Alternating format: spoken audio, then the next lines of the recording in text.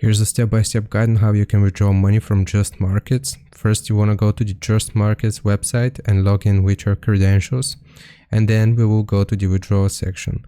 Once you've logged in, you will go navigate to your back office or client cabinet, and you want to look for withdrawal or the funds tab, usually found in the top menu or dashboard.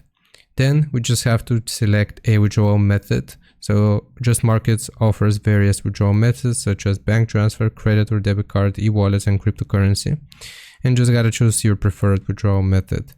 Fill in the withdrawal details, so you want to enter the amount you wish to withdraw and provide any necessary account information.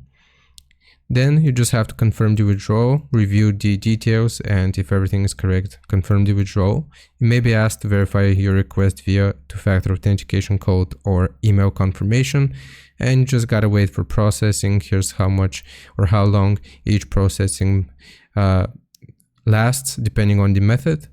Hope this answers your questions. Leave a like and sub, and I'll see you next time.